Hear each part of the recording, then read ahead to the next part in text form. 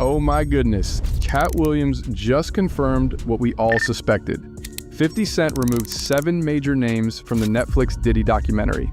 And these aren't just random names either. We're talking about some of the biggest celebrities in the entire entertainment industry. Katt predicted this months ago, and now the truth is finally starting to surface. So let's get into it, because this is exactly why you clicked on this video. Katt Williams has officially stepped into the Netflix Diddy chaos conversation, and he's not holding back. He's calling out 50 Cent for allegedly protecting certain people and keeping the real power players completely out of the final cut. Remember when Katt went on Club Shay Shay and said, "All lies will be exposed"? Yeah, he was talking about this right here. And honestly, he was dead on. Here's what you're going to get in this video. I'm breaking down the 7 names that were completely scrubbed from the documentary, straight from Katt Williams himself. We're going to talk about why these people were protected, how Katt saw this coming before anyone else, and the connections between these celebrities and Diddy that Netflix definitely didn't want you seeing. Now here's the wild part. People allegedly tried to pressure, even bribe, 50 Cent to remove certain names from the doc. But here's the thing, Katt already knew those names would never make it to air. Whether it's the so-called dirty tapes or the Netflix documentary, some people are just untouchable, period. In 20 years, won't do an interview. Nobody's ever talked to her, and she's never been interviewed anywhere. And now, understand, I'm not talking about one person. What I just told you applies to 7 people. How they all end up with that. That's part of what you get. I came in this business saying I was going to expose. When I talked about Michael Jackson, when I talked about R. Kelly, they canceled me for these things because why would you talk about another black dude? Race is not where the line is drawn. It's God's side and the other side. And we don't care nothing about the other side. Period. Period. All of these big dick deviants is all catching hell in 2024. It's up for all of them. It don't matter if you Diddy or whoever you is. TG Jakes, any of them. All lies will be exposed. That's all. And anyone who takes that the wrong way, know why they take it the wrong way. The truth is the lie. Now before we go any further, I want to be clear we're not talking about the most obvious names like Jay-Z or Beyonce. That conversation has already been had. This really started back in early 2024 when Katt Williams went on Club Shay Shay and basically predicted Diddy's entire downfall. He said Diddy likes to party, and at some point, somebody has to tell him no. He warned everyone that all lies would be exposed in 2024, and look where we are now. Katt didn't stop there. He called out TD Jakes, Diddy, and several other powerful figures. And he said something that stuck. The ones who have a problem with the truth know exactly why they have a problem with it. That wasn't comedy, that was a warning. Fast forward to now, and 50 Cent produces a Netflix documentary called Diddy, The Reckoning. The film includes never-before-seen footage of Diddy right before his arrest, behind-the-scenes clips, legal strategy meetings, and some seriously explosive allegations. Diddy's legal team immediately fired back, sending cease and desist letters to Netflix, claiming the footage was stolen and never approved. They even called it a shameful hit piece, but Netflix didn't fold. The documentary dropped anyway, and here's why this matters. Diddy was sentenced to 4 years in prison on prostitution-related charges after avoiding the bigger RICO case, for now, but this is far from over. There are reportedly over 150 lawsuits still coming, some allegedly involving minors. Yes, federal investigators have already said more charges could be coming. This investigation isn't done. In fact, prosecutors tied to Diddy's case are now reportedly communicating with prosecutors connected to Tupac's case. That alone should tell you how deep this really goes. On top of that, people are claiming they have Diddy tapes, ready to leak tapes, that allegedly show other celebrities doing things they absolutely don't want the public to see. And speaking of Katt, he recently made a joke that pretty much confirmed everything. Listen to this. He just gave P. Diddy 4 years. Say that again. But they get 27 years. 4 years. Meanwhile, they tried to give me 4 years for 2 blunts I had no intention of smoking in the first place. Same 4 years. I don't give a fuck. Being an ass-picking devil worshiper is not against the law. They put that man on a whole RICO because they thought he was f***ing for China. They said, bring out the 9 niggas walked out there. That ain't even get the law. Go on and get yourself. That man liked this so much as his punishment. They sent him to the place with the most. No, so I ain't gonna say shit. Now, I know that sounds wild, but this wasn't just comedy. This was Katt confirming what he's been saying the whole time. He knows what went down. He knows who was involved. And he knows exactly who got protected. So let's get into these 7 names. First up, Snoop Dogg. Now I already know what you're thinking. Snoop? Really? Yeah, really. Snoop has long-standing ties to Diddy going back decades. They partied together, did business together, and even collaborated musically. They ran in the same circles for years. So the real question is, why didn't Snoop make it into the documentary? According to some claims, it goes back to Ally Carter, and what she said caught a lot of people off guard. Everybody knew that Snoop Dogg, not again, mentioned him in December of 2020, but everybody beat the hell out of me. Screw you, that can't be true. What the hell do I know, right? And then recently it just came out again and Snoop Dogg got accused of children. And what did everybody do? Ooh, Snoop Dogg is at the halftime. I'm going to the halftime. But we canceled Dr. Seuss and Jemima. Nobody mad. Nobody. Super Bowl happens. Dripping down from the letters, the LVI. I know, but that's fine. That's fine. Let's go to the game. Make some hot wings. It's fine. It'll pass. It'll pass, right? It's a phase. It's just a phase. Oh no. Tell somebody that plastic straws are coming back and throw a fit. Let a convict get arrested. Somebody put a knee on a convict's neck and it's over. Neck of it. Crickets. Crickets. Nothing. Everything's fine. Ally Carter claims Snoop Dogg is actually more powerful and more protected than Diddy ever was.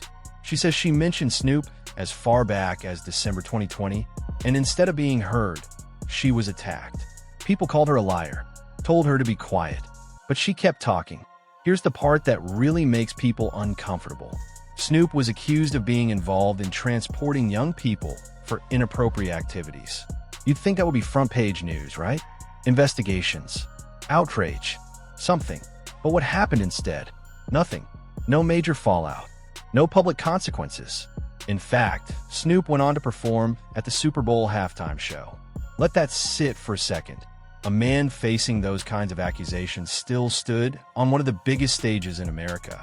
People got canceled over Dr. Seuss books and Aunt Jemima, but Snoop, he got a pass. Ally Carter even pointed out what she called symbolism, saying the LVI halftime letters looked like they were dripping. But most people were too busy watching the game to notice or care. So why did 50 Cent allegedly leave Snoop out of the documentary? Because Snoop is too connected, too insulated. If 50 had gone there, the documentary might have never seen the light of day.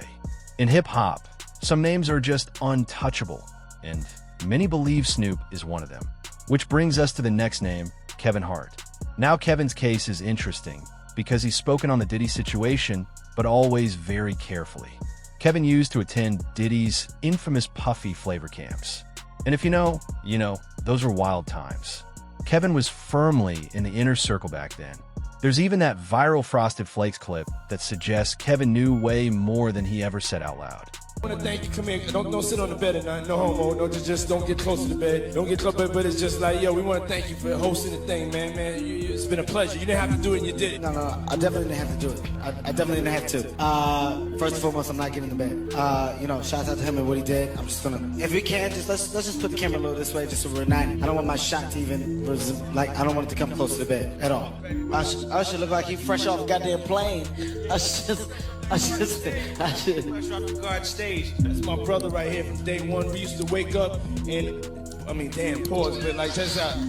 Back in the days when he was like 10 and I was a little bit older, his older brother, we used to fight over the Frosted Flakes. You know what I'm saying? Before pause was invented. You know what I'm saying? But it's my brother for real. We used to actually wrestle off of the Frosted Flakes because he used to always get up early. Now he's one of the richest stars in the world. Yo, what the did Puff just say? Nobody's gonna acknowledge this but me. Puff just said we used to wrestle over the Frosted Flakes, and we're streaming live. That was stupid. Listen, that was fucking stupid. Listen, we're having a good time, yo. Oh, your usher made it in the. Hey, yo. I'm a thug. At the end of the day, I kill niggas, man. No, listen, at the end of the day, I kill niggas. But here's where things really start to get interesting. Kevin recently hosted the BET Awards, and during his monologue, he cracked a few jokes about Diddy that flew over a lot of people's heads, but not everyone's.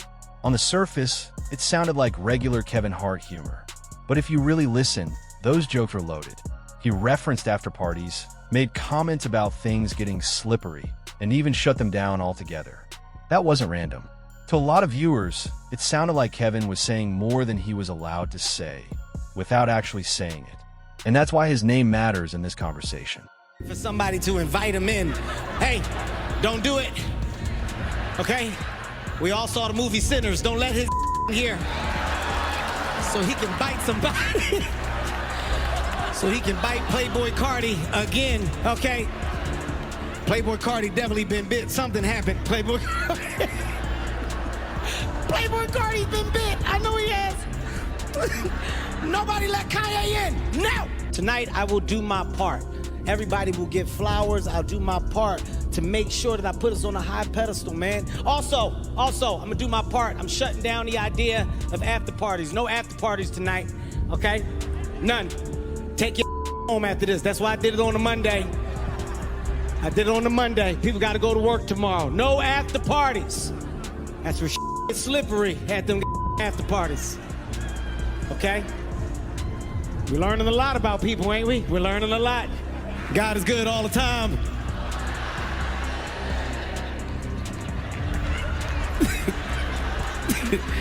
Kurt, that makes it right. Whatever I just said goes away.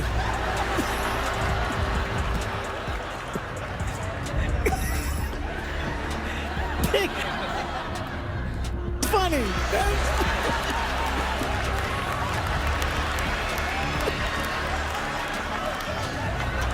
Kevin joked about after parties and said, "That's where __ gets slippery." Then he added, "We learning a lot about people, ain't we?" And followed it up with, "God is good all the time." On the surface, that sounds like standard Kevin Hart comedy. But if you really listen, there was a message in there. Kevin didn't just joke, he made a point. He specifically said, no after parties tonight, and even scheduled the show on a Monday, so people had to go to work the next day. That wasn't accidental. That was deliberate. And then there's Orlando Brown. Now I know Orlando has said a lot of wild things over the years, but he made a claim about Kevin Hart that immediately got people talking, alleging Kevin took $50 million in exchange for something extremely disturbing. Hart took $50 million to unversion his hole. Can you explain a little bit? No, I just told you. Now, whether you believe that claim or not, here's what we know for sure. Kevin knows way too much about the dark side of the industry. He was around. He saw things. He was part of those rooms. But at this point, he's far too successful to be pulled into this mess. That's why many believe 50 Cent chose to leave Kevin out of the documentary. Because protecting Kevin also means protecting the entire comedy industry. And that's a door 50 clearly didn't want to open. Now let's talk about Maze.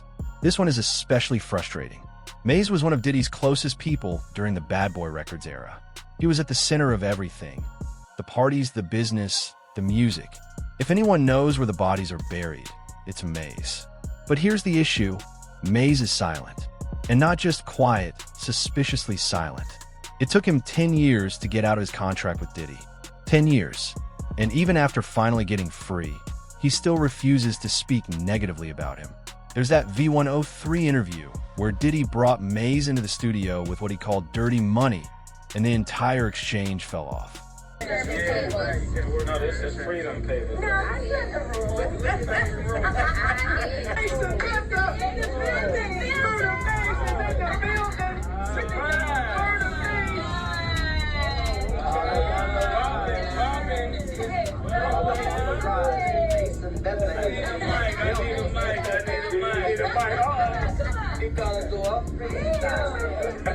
What's up, Mace? Good morning, everybody. Good morning, man. Marvin is back in the building.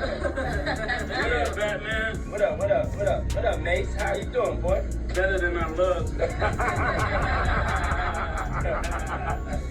What's up, Mace? How you been, man? I'm chilling, man. All my cars still work. Just the Puff doing good stuff, you know? Yeah, every once in a while you got to do something good. Diddy even said on air, Maze is free now. He can work and do whatever he wants.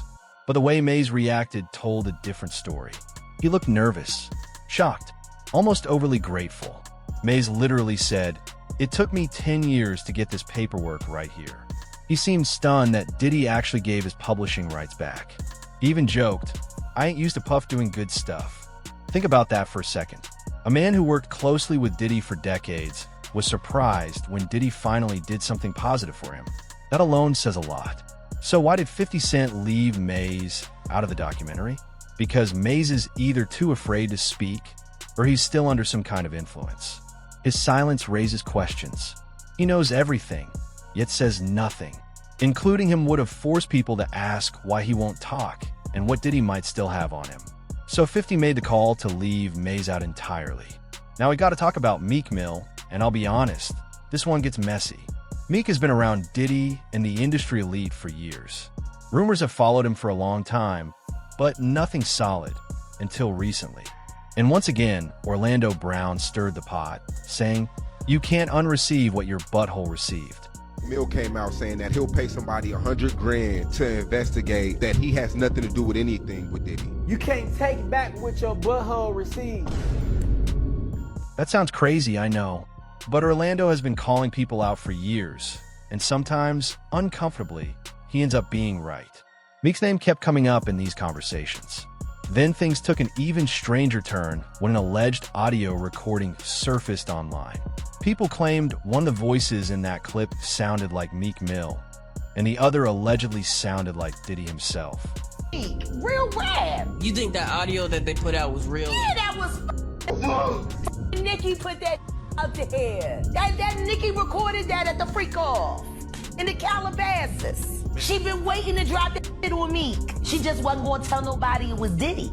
But now that Diddy out there, why not? Jaguar Wright, who's been exposing industry secrets for years, said she believed it was definitely Diddy in that audio. The clip was explicit, damaging, and it spread fast before being scrubbed from the internet just as quickly. So why did 50 Cent leave Meek out of the documentary? Simple.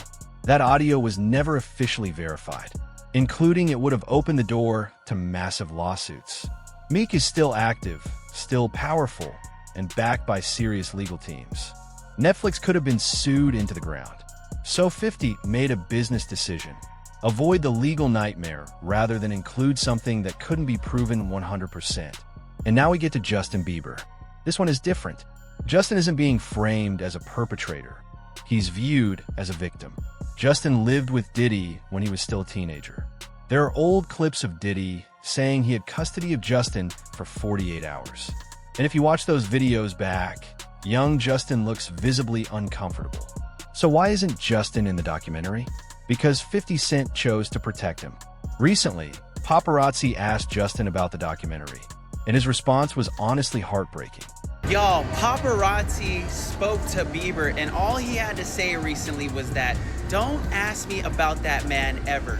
Some things I moved on from for my own peace. What's in that documentary, let's just say people are finally waking up." He also goes on to say, "I was a kid, I didn't know anything, I don't ever want to talk about that again." Justin said, "Don't ask me about that man ever. Some things I've moved on from for my own peace." What's in that documentary? Let's just say people are finally waking up. Then he added, "I was a kid. I didn't know anything. I don't ever want to talk about that again." You can hear the pain in his voice. Justin was a child when all of this happened. He didn't have a choice. He didn't fully understand what he was being pulled into. That's why many believe 50 Cent made the right call leaving Justin out. Including him would have meant reopening what happened to a child. And that would have been too dark, even for Netflix. Justin is trying to heal and move forward. He's married now. He has kids. He doesn't need the world dragging his trauma back up for entertainment. So 50 respected that Justin was a victim and left him out. And honestly, that may have been the most human decision he made. Next up is Usher, and his story matters because he was the first. Usher lived with Diddy as a teenager what they called Puff Flavor Camp. This was before Justin Bieber, before anyone else. Usher was the prototype, the first young star to go through Diddy's system. Usher has hinted that he saw things he couldn't unsee, experiences that changed him. And later, he was the one who introduced Justin Bieber to Diddy, a decision many believe he regrets to this day. So why did 50 Cent remove Usher from the documentary? For the same reason he removed Justin. Usher is viewed as a victim, not a perpetrator. Katt Williams warned us about what happens to young stars, how talented kids get put through things that break them. Usher was the first test case. According to people close to the production, the Usher segment was simply too dark for TV, even for a documentary about Diddy's alleged crimes. Whatever happened to Usher was too disturbing to include. He's an R&B legend now. He has children of his own. Dragging him back into this would have destroyed him all over again. So 50 chose to leave him out, and many believe that was the right call. And now we get to the biggest name on this entire list. The one that matters more than all the others combined. Clive Davis. Most people don't even know who Clive Davis is, but if you know, you know. Clive Davis is the man above Diddy, the real gatekeeper of the music industry. Diddy didn't move without Clive's approval. He didn't make major decisions without checking in first. Clive discovered and controlled careers like Whitney Houston, Alicia Keys, and countless other superstars. He's been in the industry for over 50 years. He knows everyone. He's connected to everything. And if Diddy's parties were wild, just imagine what Clive's world looked like. As Katt Williams put it, Diddy was just a worker. So who's the boss? Clive Davis. So why did 50 Cent remove Clive from the documentary? One word: fear. Expose Clive Davis, and the documentary never sees the light of day. Netflix wouldn't air it. Streamers wouldn't touch it. Media outlets wouldn't promote it. Clive's influence runs through record labels, streaming platforms, and major media companies. Going after him would have killed the project before it even started. That's why his name had to be removed. And that makes him the most important omission of all. Everyone focuses on Diddy, but Clive helped create the system that allowed Diddy to operate the way he did. Taking down Diddy means nothing if the system stays protected. So there you have it, the 7 names allegedly removed from the Netflix Diddy documentary. Katt Williams told us this was coming. He said all lies would be exposed in 2024, but he also knew the biggest names would stay hidden. Some people are simply too powerful to touch. From Snoop Dogg all the way to Clive Davis, this list shows just how deep the protection really goes. The system protects its own. Always has. Always will. And this documentary is only the beginning. More charges may be coming. The feds are still investigating. The lawsuits keep stacking up. Now I want to hear from you. Which name do you think should have been included? Did 50 Cent make the right choice protecting certain people? Or should everything have been exposed, no matter the consequences? Drop your thoughts in the comments. Thanks for watching. I'll see you in the next one. Microphone fire.